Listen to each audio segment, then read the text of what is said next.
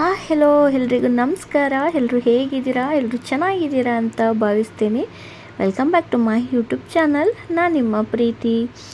ಇವತ್ತಿನ ವಿಡಿಯೋ ಬಂದು ಕರ್ನಾರೆ ಇದೆ, ಅಲ್ಲಿಗೆ ಹೋಗ್ತಾ ಇದ್ದೀವಿ. ನಮ್ಮ ರಿಲೇಟಿವ್ ಅವ್ರದ್ದೇನೆ ಕರ್ನಾರೆ. ಹಾಗಾಗಿ ನಾನು, ನಮ್ಮ ಮಮ್ಮಿ, ಜಾನು ಮತ್ತು ನಮ್ಮ ಮನೆ 2 ಪಿಡ್ಡೆಗಳು, ಅದ್ರ ಜೊತೆಗೆ ಇನ್ನೊಬ್ಬರು ನಮ್ಮ ರಿಲೇಟಿವೇನೆ, ಎಲ್ಲರೂ ಕಾರಲ್ಲಿ ಹೋಗ್ತಾ ಇದ್ದೀವಿ. ನಮ್ಮ 2 ಪಿಡ್ಡೆಗಳು ಹಿಂದೆಗಡೆ ಬಂದುಬಿಟ್ಟಿದ್ರು ಸೈಟ್ ಹತ್ರ. ಸೊ ಅವ್ರನ್ನ ಕರ್ಕೊಂಡು ಹೋಗೋಣ ಅಂತ ಹೇಳಿ ಹೋಗ್ತಾ ಇದ್ದೀನಿ. ಎಲ್ಲ ಹೋಯ್ತಿದ್ದೀರಿ ನೋಡ, ಅವ್ನು ಕರ್ಕೊಂಡು ಹೆಂಗೋಯ್ದವನೆ. ಅಲ್ಲಿ ಬೈತವ್ರೆ ಚಿನ್ನಿ. ಬರೀ ಪಪ್ಪ ಹೊರಟಾಯ್ತು ಕಾಕಿ ತಗೊಂಡು. ನೋಡಿ, ನಿಧಾನಕ್ಕೆ ಹೋಗುವ, ಅಲ್ಲೇ ಐತೆ. ಈಗ ಓಡ್ತಾನೆ ನೋಡು. ಅಯ್ಯ, ಏನು ನಿಧಾನ ಚಿನ್ನಮ್ಮ. ನಾನು ಹಂಗಂದೆ,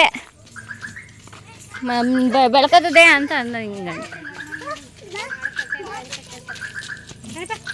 ಬರ್ಬೇಕಾ? ಸೊ ಎಲ್ಲರೂ ರೆಡಿಯಾಗಿ ಕಾರಲ್ಲಿ ಕರ್ನಾರೆಗೆ ಹೊರಟಿದ್ದೀವಿ. ಕರ್ನಾರೆ ಇರೋದು ಕಾಡ್ನಳ್ಳಿ, ತೊರೆಕಾಡ್ನಳ್ಳಿ ಅಂತ ನೀವು ಕೇಳಿರ್ಬೋದು, ಅಲ್ಲಿರೋದು. ಸೊ ಅಲ್ಲಿಗೆ ಹೋಗ್ತಾ ಇರೋದು. ಮದುವೆಗೆ ನಮ್ಮನ್ನೇನು ಕರೆದಿರಲಿಲ್ಲ, ಯಾಕೆಂದರೆ ಗ್ರ್ಯಾಂಡಾಗಿ ಏನು ಮಾಡ್ತಿಲ್ಲ ಅಂತ ಹೇಳಿ ಕರೆದಿರಲಿಲ್ಲ. ನಮ್ಮ ಮಮ್ಮಿ ಅವರೆಲ್ಲರೂ ಕರೆದಿದ್ರು. ಅವರಾದರೆ ಸಿಸ್ಟರ್ಸ್ ಅಲ್ವಾ, ಹಾಗಾಗಿ ಅವ್ರನ್ನ ಕರೆದಿದ್ರು. ನಮ್ಮನ್ನು ಕರ್ನಾರೆ ಕರಿತೀನಿ ಅಂತ ಹೇಳಿದರು. ಕರ್ನಾರೆಗೆ ಇನ್ವೈಟ್ ಮಾಡಿದ್ದಾರೆ. ಹಾಗಾಗಿ ನಾವು ಇವಾಗ ನೆರವಿಗೆ ಹೋಗ್ತಾ ಇರೋದು.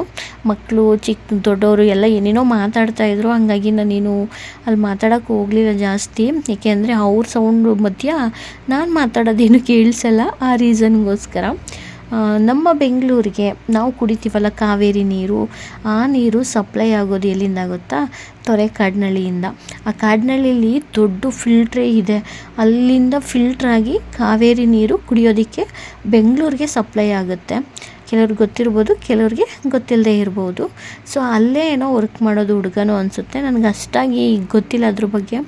ಇನ್ನೊಂದು ವಿಷಯ ಏನಂತ ಹೇಳಿದ್ರೆ, ಮದುವೆಗೆ ನಾನು ರೆಡಿಯಾಗಿ ಹೋಗಿದ್ದೀನಿ. ನನಗೆ ಗೊತ್ತೇ ಇಲ್ಲ, ಒಂದು ಸ್ವಲ್ಪ ಹೊತ್ತಲ್ಲ, ತುಂಬ ಹೊತ್ತು ತನಕ ನನಗೆ ಗೊತ್ತೇ ಇಲ್ಲ. ಬರೋ ತನಕನೂ ಗೊತ್ತಾಗಿಲ್ಲ ಅಂದ್ಕೊಳ್ತೀನಿ. ಸೊ ಊಟಕ್ಕೆ ಹೋಗಿದ್ವಿ, ನಾನ್ ವೆಜ್ ಊಟ ಮಾತ್ರ ತುಂಬಾ ಚೆನ್ನಾಗಿತ್ತು. ಆದರೆ ಏನಂತ ಹೇಳಿದ್ರೆ, ನಿಮ್ಮದೇ ತಿನ್ನೋಕ್ಕಂತೂ ಬಿಡಲ್ಲಪ್ಪ. ಹಿಂದೆನೇ ಬಂದು ನಿಂತ್ಕೊಂಡ್ಬಿಟ್ಟಿರ್ತಾರೆ. ಅದು ನಾನ್ ವೆಜ್ ಬೇರೆ ಅಲ್ಲ, ಬೇಗ ತಿನ್ನೋಕ್ಕೂ ಆಗಲ್ಲ. ಅದೊಂದು ಫೀಲ್ ಆಯಿತು. ನಾನು ಜಾಸ್ತಿ ಏನೂ ತಿನ್ನೋಕ್ಕೆ ಆಗಲಿಲ್ಲ. ನಾನು ನಿಧಾನ ಈ ಊಟ ಎಲ್ಲ ಮಾಡೋದು, ಅದರಲ್ಲೂ ನಾನ್ ವೆಜ್ ಕೊಟ್ಬಿಟ್ರಂತೂ ಇನ್ನೂ ನಿಧಾನ ನಾನು ತಿನ್ನೋದು. ಫೈನಲಿ ಊಟ ಮಾಡ್ಕೊಂಡು ಬಂದ್ವಿ. ಆಗಲೇ ಹೇಳ್ತೀನಲ್ಲ, ಇನ್ನೊಂದು ಪ್ರಾಬ್ಲಮ್ ಮಾಡ್ಕೊಂಡ್ಬಿಟ್ಟಿದ್ದೀನಿ ಅಂತ. ಏನಂತ ಹೇಳಿದ್ರೆ, ನಾನೀಗ ಹಾಕ್ಕೊಂಡಿರೋ ಡ್ರೆಸ್ ಏನಿದೆ, ಅದು ಭುಜದ ಮೇಲ್ಗಡೆ ಬರಬೇಕಾಗಿತ್ತು, ಅದು ಡಿಸೈನು ಅಥವಾ ಬಟ್ಟೆ. ಆ ಕ್ಲಾತ್ ಏನಾಗಿದೆ, ಕೆಳಗಡೆ ಬಂದುಬಿಟ್ಟಿದೆ. ಅದು ಯಾವ ಇದ್ರಲ್ಲಿ ಹಾಕ್ಕೊಂಡೆ ಅಂತ ಗೊತ್ತಿಲ್ಲ, ಈ ಥರ ಪ್ರಾಬ್ಲಮ್ ಆಗಿರೋದು. ಏನೋ ಒಂಥರ ನನಗೆ ಕಂಫರ್ಟಬಲ್ ಫೀಲ್ ಆಗ್ತಾಯಿಲ್ಲ. ಆಮೇಲೆ ನೋಡಿಕೊಂಡೆ, ಉಲ್ಟಾ ಹಾಕ್ಕೊಂಡಿದ್ದೀನಿ ಬಟ್ಟೆನ ಅಂತ. ಅಲ್ಲೆಲ್ಲಿ ಚೇಂಜ್ ಮಾಡೋಕ್ಕಾಗುತ್ತೆ. ಆಮೇಲೆ ಅದೇನು ಅಷ್ಟೊಂದು ಗೊತ್ತಾಗ್ತಿರ್ಲಿಲ್ಲ ಅಲ್ವಾ. ಇರಲಿ ಬಿಡು, ಪರವಾಗಿಲ್ಲ, ಇನ್ನೇನು ಎಲ್ಲ ಹಾಗೇ ಹೋಯ್ತಲ್ಲ, ಇನ್ನು ಮನೆಗೆ ಹೋದ್ಮೇಲೆ ಚೇಂಜ್ ಮಾಡ್ಕೊಂಡ್ರೆ ಆಯಿತು ಅಂತ ಹೇಳಿ ಸುಮ್ಮನೆ ಅದೇ. ಈ ಥರ ನಾನು ಉಲ್ಟಾ ಡ್ರೆಸ್ ಹಾಕ್ಕೊಂಡು ಕರ್ನಾರೆಗೆ ಹೋಗಿದ್ದೀನಿ. ಅದೊಂದು ಬೇಜಾರು. ಇದ್ದೀರಾ ಬರೀ ಇಲ್ಲಿಗೆ? ಬಾಂಟಿ ಮಂದ್ಲವಳೆ ಸಾತ್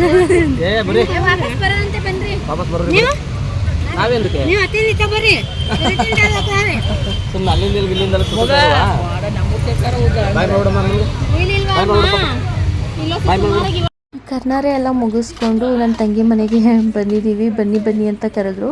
ಅಲ್ಲಿಗೆ ನಿಯರ್ ಇತ್ತಲ್ಲ, ಹಾಗಾಗಿ ಸೊ ಹೋಗಿದ್ದು ಬರೋಣ ಅಂತ ಹೇಳಿ ಬರ್ತಿರೋದು. Hi hi hi hi.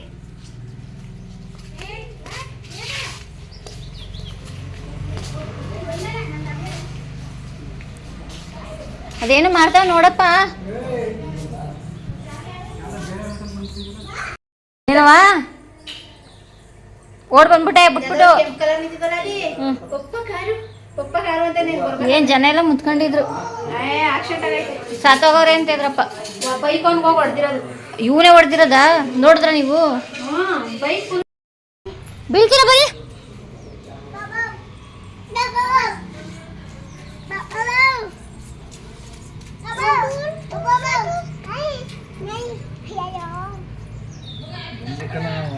ಏನು ಗಾಡಿ ಚೆಕ್ ಮಾಡ್ಕೋತಾವ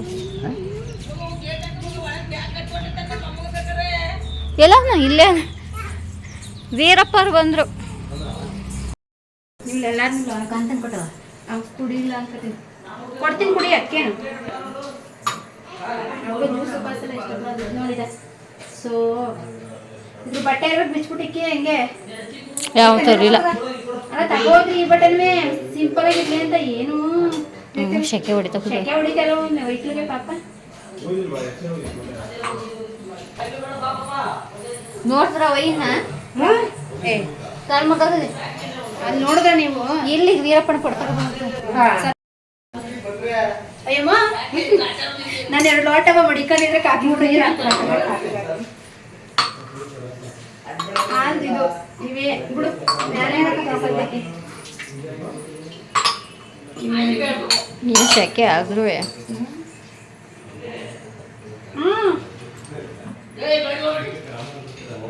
ಬಂದೆ. ಯಪ್ಪ ಫುಲ್ಲು ಸೆಕೆ ಹೊಡಿತೈತೆ, ಅದಕ್ಕೆ ಕೂದಲೆತ್ತಿ ಥರ ಕಟ್ಟಿದ್ದೀನಿ. ಅದಕ್ಕೆ ಒಂಥರ ಕಾಣಿಸ್ತಿದ್ದೀನಿ, ನನಗೆ ಒಂಥರ ಆಗ್ತಿತ್ತು. ಬಟ್ ಏನು ಮಾಡೋಕ್ಕಾಗಲ್ಲ, ಸೆಕೆ ಅಲ್ವಾ, ಅದಕ್ಕೆ ಆ ಥರ ಹಾಕ್ಕೊಂಡಿದ್ದೀನಿ ಅಷ್ಟೇ. ನೋಡಿ ರೊಟ್ಟಿ ಎಲ್ಲ ಹೆಂಗೆ ತುಂಬ್ಕತ್ತಿದ್ದಾರೆ.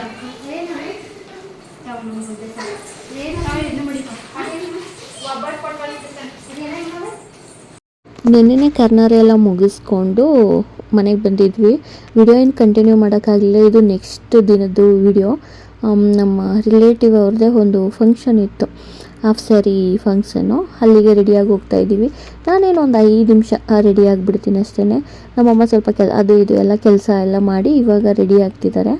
ಅವ್ರದ್ದು ಸ್ವಲ್ಪ ಸ್ಯಾರಿ ಎಲ್ಲ ಹಾಕ್ಕೊಳ್ಳೋದಿರುತ್ತಲ್ಲ, ಹಾಗಾಗಿ ಲೇಟ್ ಆಗುತ್ತೆ. ಅದಕ್ಕೆ ನನ್ನ ತಂಗಿ ನಮ್ಮ ಅಕ್ಕ ರೆಡಿ ಮಾಡ್ತಾಯಿದ್ದಾರೆ.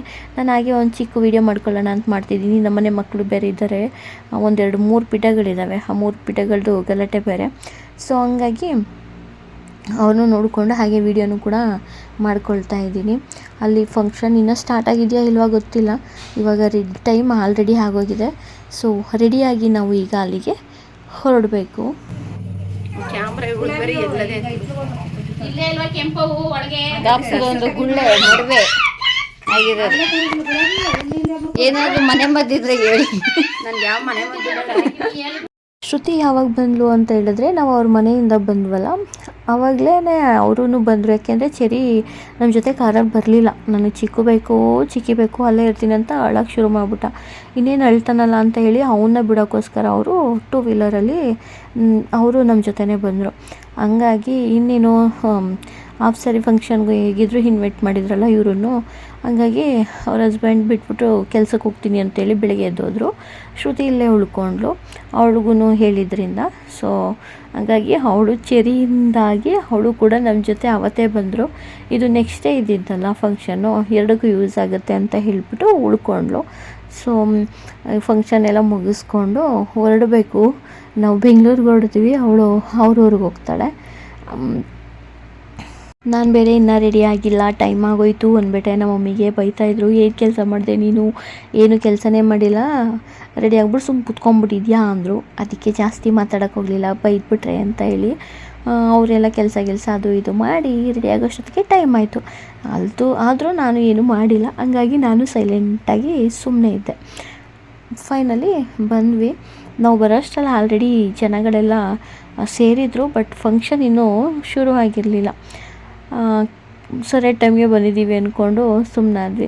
ಊಟನೂ ಅಷ್ಟೇ ಸಖತ್ತಾಗಿ ಮಾಡಿಸಿದ್ರು. ಊಟ ಮಾಡಿಕೊಂಡು ಮನೆಗೆ ಹೊರಟ್ವಿ.